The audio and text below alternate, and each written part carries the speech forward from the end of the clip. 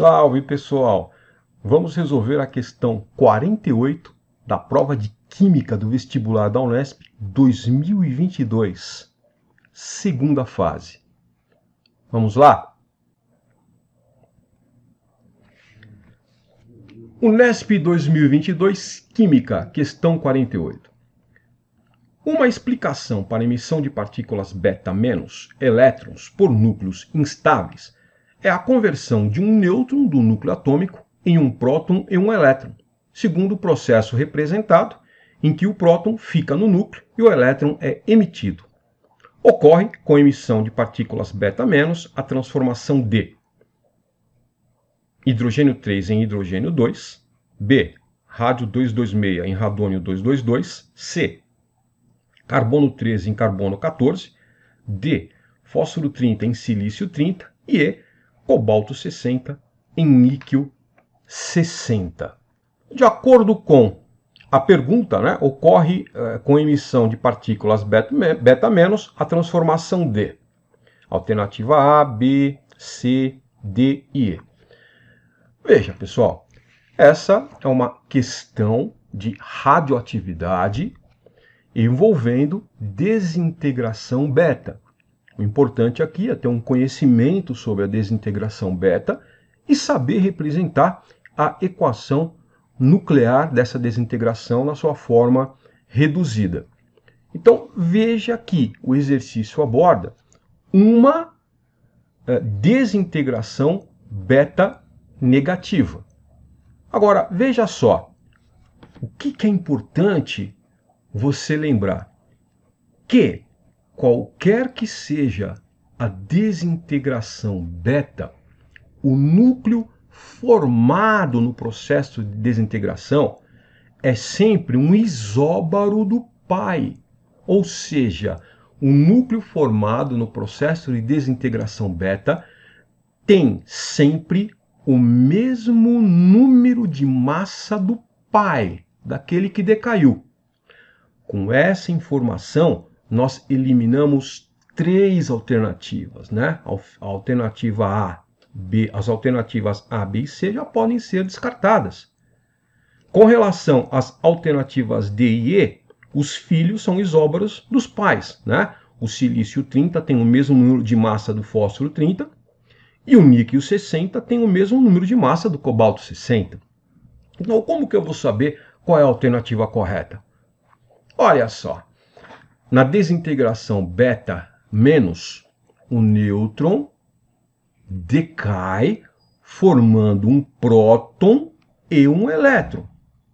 Neste processo, o próton permanece no núcleo, ao passo que a partícula beta, o elétron, é emitido, correto?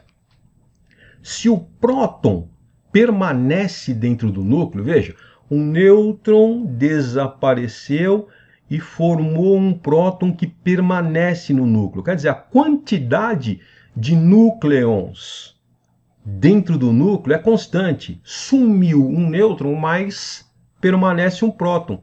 Então, por isso que o número de massa não sofre alteração.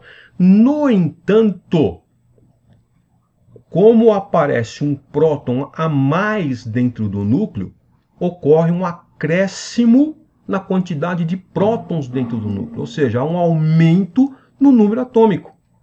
Isso faz com que na desintegração beta-, o núcleo formado tenha um número atômico acrescido de uma unidade em relação ao núcleo original.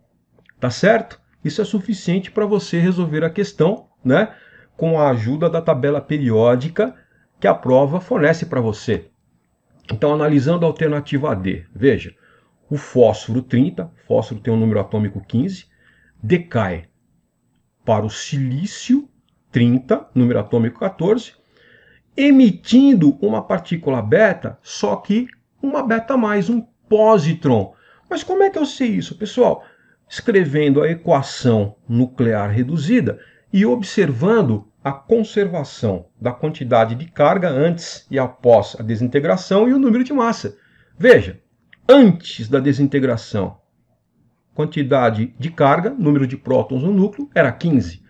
Após a desintegração, 14, que é o número atômico do silício, mais 1, né? Aqui relativo ao pósitron, 14 mais 1, 15. Ou seja, conservação da carga. A mesma coisa acontece com o número de massa, 30 mais 0, 30. Ou seja, a alternativa D se refere a uma emissão de uma partícula beta positiva, um pósitron, que não é o caso. Agora, no caso do cobalto 60, ele decai emitindo uma beta negativa, formando o níquel 60. Observe a conservação de carga, 28 menos 1, 27. Observe agora a conservação do número de massa, 60 mais 0, 60. Tá certo? Então ocorre, com a emissão de partícula beta negativa, a transformação de cobalto 60 em níquel 60. Então a alternativa correta é a alternativa E, né?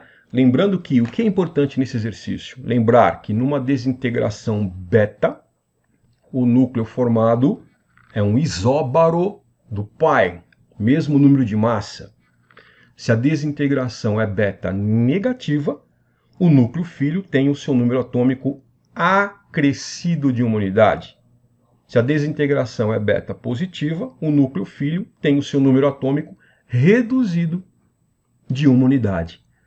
Tá certo? Agora, pessoal, vamos aprender um pouquinho mais, né? Por falar aqui em cobalto 60, pessoal, cobalto 60 em particular, ele é um radionuclídeo, né, muito importante em medicina nuclear, não é verdade? Por falar em cobalto 60, você sabe para que serve o cobalto 60, pessoal? Você sabe como ele é produzido?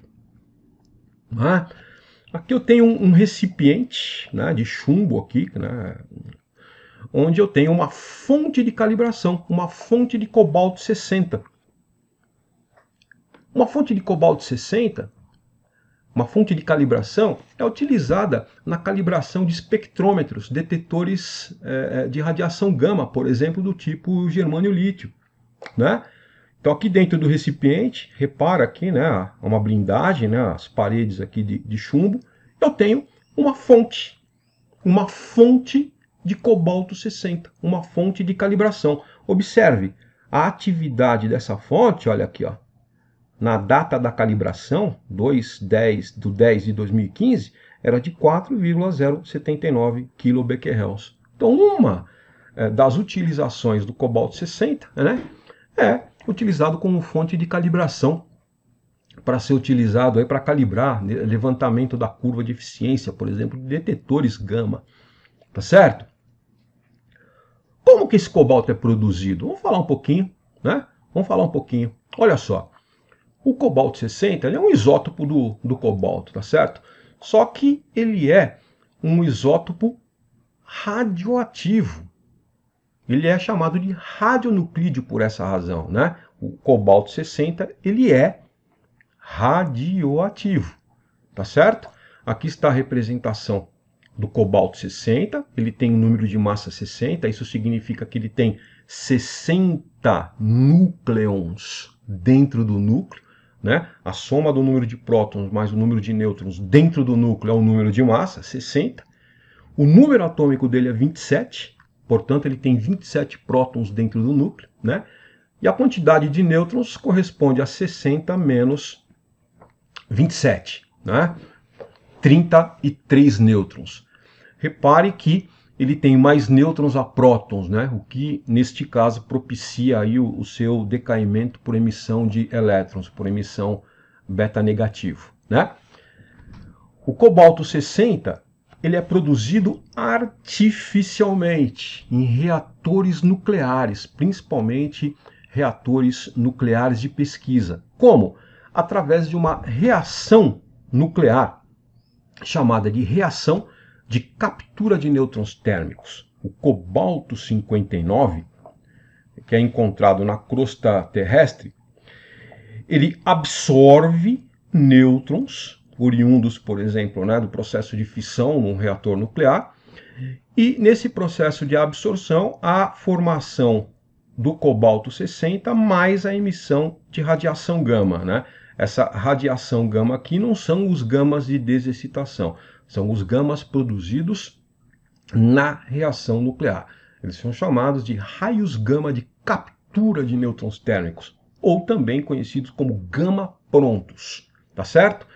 Então, através desta reação nuclear, o cobalto-60 ele é produzido em reatores, né? Ele é inserido, o cobalto-59 é inserido no núcleo, né? E dependendo da atividade requerida, essa irradiação pode durar horas, dias, semanas, até meses, para produzir uma fonte, se você quiser uma fonte intensa, né? Com atividade muito intensa, tá certo? O cobalto-60, como nós vimos no exercício, ele decai, emitindo elétrons, beta menos, tá certo? E forma o níquel-60. Só que o níquel-60 é formado num estado excitado, isso é, ele tem energia sobrando, né? E essa sobra de energia pode ser liberada na forma de emissão de radiação gama, né? Com energias de 1,17 e 1,33 milhões de eletronvolts. Aqui, ó, esse gama 1 aqui, ele tem a energia de 1,17 MeVs. A diferença de energia entre os níveis aqui. E este gama 2 aqui, 1,33 milhões de eletronvolts. Lembrando que eletronvolt é a unidade de energia, né, pessoal? Um eV, um eletronvolt, corresponde a 1,6 vezes 10 elevado a menos 19 joules. O cobalto-60 ele tem uma meia-vida de 5,27 anos. Quer dizer, a cada 5,27 anos, a quantidade de núcleos radioativos presentes na amostra, né, diminui pela metade, ou a atividade, né, da fonte diminui pela metade. Tá certo? Aqui o processo de desintegração, que nós já vimos, o cobalto-60, então ele decai por emissão beta negativa, formando o níquel-60, tá certo? Então esses gaminhas que vocês estão vendo aqui, né, eles são, na verdade, emitidos pelo níquel, tá certo? Muito bem. E aí? Por que então que esse cobalto-60 ele é tão importante, né? Justamente, pessoal, pela combinação aí de alguns fatores, né? Um deles está relacionado com a energia desses raios gama, né? Esses raios para gama de desexcitação, 1,17, 1,33 é uma energia razoável para alta. Então esses raios gama, eles penetram profundamente em quase qualquer material. E ao mesmo tempo, eles têm uma alta capacidade ionizante. Quando essa radiação gama atravessa o meio, ela provoca inúmeras ionizações num tempo relativamente curto, ou seja, há necessidade de um tempo de exposição pequeno, né? Então essa combinação de alta atividade específica, quer dizer, a quantidade de becquerels por grama de cobalto-60, a alta energia da radiação gama emitida, um valor de meia-vida conveniente e também a presença de apenas um isótopo estável natural, pessoal, explica a razão desse radionuclídeo ser o radionuclídeo mais amplamente utilizado dentre todos os radionuclídeos artificiais utilizados por aí, pela humanidade, nas diversas aplicações que nós conhecemos. Agora, onde que ele é conhecido? Principalmente devido às suas aplicações em radioterapia. O cobalto-60 tem inúmeras aplicações, pessoal, em medicina nuclear, na irradiação de alimentos, em processos de esterilização, principalmente, em radiadores de grande porte, eu vou mostrar para vocês, em radiografia de campo industrial, aplicações em siderúrgicas, etc. Mas ele é muito, muito, muito conhecido mesmo, devido às suas aplicações em radioterapia, não é verdade? Porque a primeira coisa que vem em mente com relação ao cobalto são as bombas de cobalto, né? Bomba de cobalto são os equipamentos, os irradiadores de cobalto para o fim de radioterapia. Olha só uma outra aplicação muito importante, são os chamados irradiadores de grande porte. Esses irradiadores requerem altas atividades, né?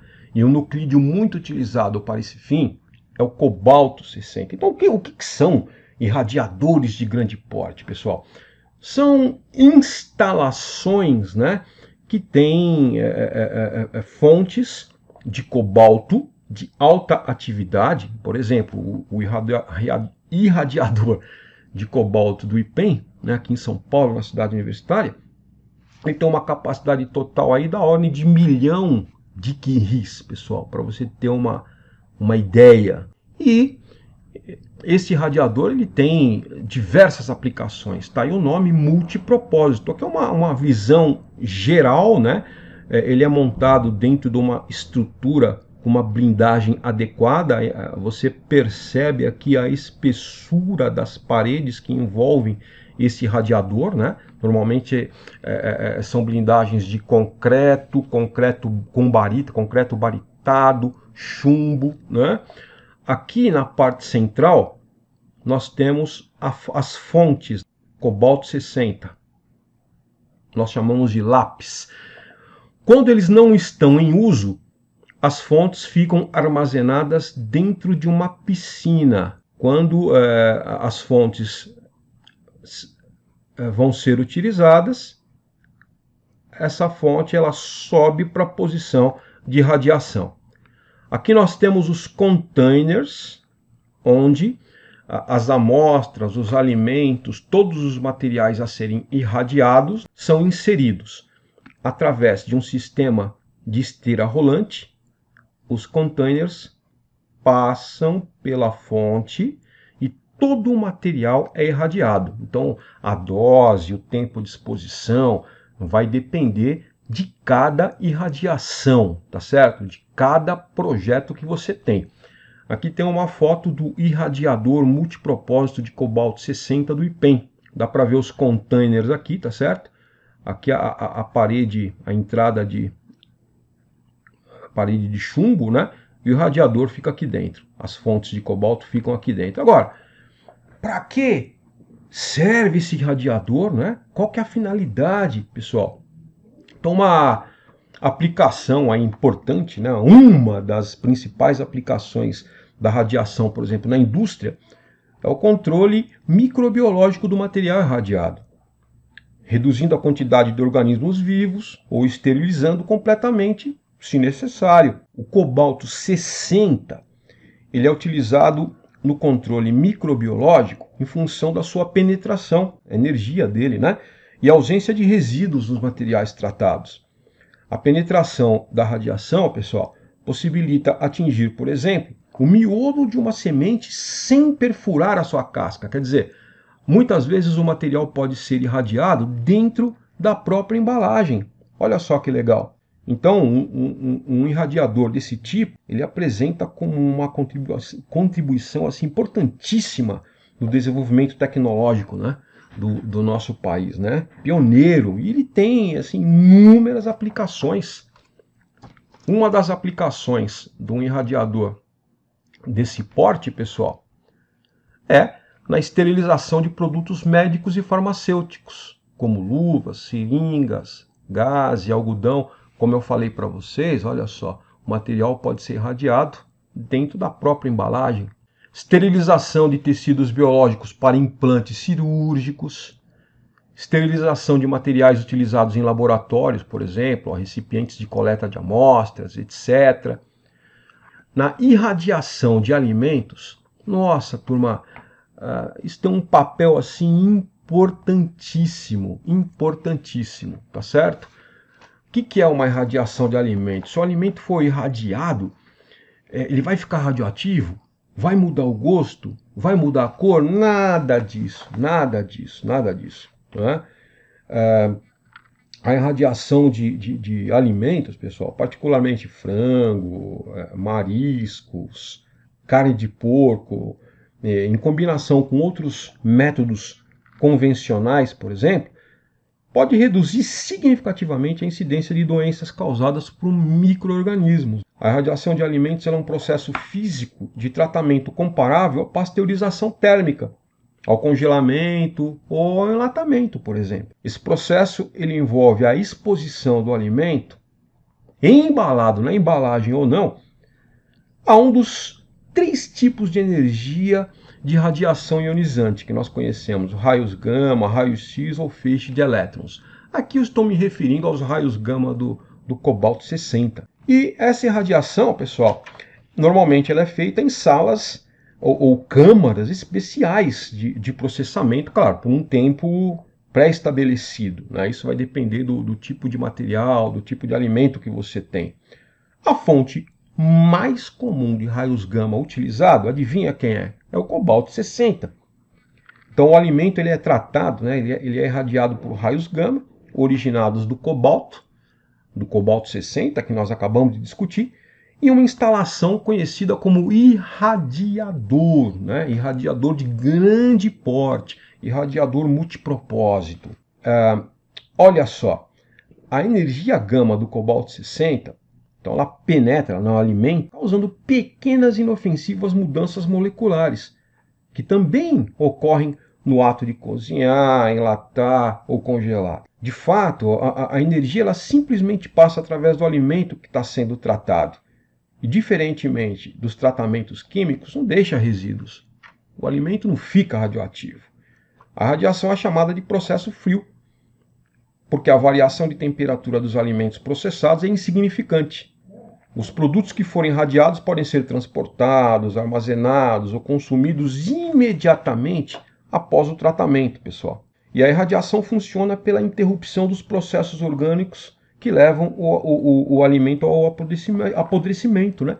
Então, os raios gama, por exemplo, eles são absorvidos pela água ou outras moléculas que constituem os alimentos. Então, nesse processo, são rompidas células microbianas, tais como as bactérias, leveduras, fungos, né? Além do mais, turma, os parasitas, insetos e seus ovos e larvas, né, são mortos ou se tornam estéreis. Então, uma aplicação do cobalto 60 também se refere aí na irradiação de alimentos, tá certo? Muito importante. A irradiação de alimentos também tem uma grande vantagem, né, no aumento do tempo de armazenamento de sementes, ó, vegetais, tubérculos e frutas, né? Olha aqui, frutas irradiadas, né? Normalmente, os alimentos irradiados devem apresentar esse símbolo, pessoal. Esse símbolo é um símbolo internacional de irradiação de alimentos, né? Ele foi estabelecido para indicar produtos alimentícios tratados por radiação. O seu nome é Radura, né? Esse símbolo é chamado de Radura. Importante. Olha aqui o morango também que foi irradiado, né? Ocorre um retardamento no tempo de maturação. Mais aplicações, olha. Controle de disseminação de insetos, eliminando ovos, larvas ou insetos adultos em frutas, sementes, flores ou folhas. Olha que legal esse projeto, esse trabalho, né? USP usa raios gama para esterilizar mosquito transmissor da dengue, janeiro de 2013. A fonte emissora gama aí, provavelmente, cobalto 60. Esterilização de alimentos para pessoas com problemas imunológicos em hospitais, beneficiamento de pedras preciosas. Pessoal, olha só, algumas pedras preciosas, quando irradiadas, ocorre indução, mudança de cor. Então, após um tratamento, um polimento, fica um aspecto visual extremamente bonito. Então, indução de cores em pedras preciosas com irradiação, por exemplo. Então, aqui diversas aplicações, né, utilizando aí irradiadores multipropósitos de cobalto 60. Ok? Na indústria também tem um papel muito importante, pessoal. Radiografia de campo industrial. Uma das aplicações é a chamada gammagrafia industrial. É uma radiografia com raios gama, muito parecida com a radiografia convencional, só que raios gama são utilizados. E um emissor em potencial é o cobalto 60. Também usa-se o irídio, acho que é o irídio 192, e isso permite verificar, né, vazamentos, fissuras. É muito utilizado para averiguação em casco de navios, em fuselagem de aviões. Então a gamografia também é uma aplicação aí da energia nuclear na indústria, onde utiliza-se cobalto 60. Medidores de nível, olha que interessante, pessoal. Indústrias de refrigerante, de envasamento de cerveja, por exemplo, utilizam essa técnica, onde a fonte aqui, utilizando cobalto 60, por exemplo, uma fonte selada, né, e não tem contato com o líquido, ela é utilizada. Então suponha que eu tivesse aqui um recipiente, onde eu tenho uma fonte radioativa aqui, cobalto 60, e deste lado eu tenho um detetor, ok? O que está acontecendo aqui? A radiação atravessa aqui a espessura do recipiente, atravessa essa camada de ar e atinge o detetor. Com isso, eu tenho uma taxa de contagem registrada aqui no meu sistema, no meu indicador. Quando o nível do líquido atinge esta altura aqui, ó, o que vai acontecer? Bem na linha de frente da minha fonte, você tem uma camada de líquido. Então você tem um material mais denso aqui que a radiação tem que atravessar até chegar ao detetor. Essa radiação sofrerá uma atenuação e a taxa de contagem no detetor, indicada aqui no registrador, tende a diminuir. Imediatamente, quando isso acontece, soa um alarme e líquido deixa de ser injetado no recipiente. É assim que funcionam os processos de envasamento modernos, né? Algumas cervejarias já utilizam, com certeza, aí, utilizando fontes de cobalto 60, tá? Então essa foi a ideia da resolução do exercício, que eu estendi um pouco mais para mostrar para vocês as inúmeras aplicações do cobalto 60 e da energia nuclear em diversas áreas do conhecimento, ok? Então um abraço para todos vocês, até a próxima resolução. Grande abraço.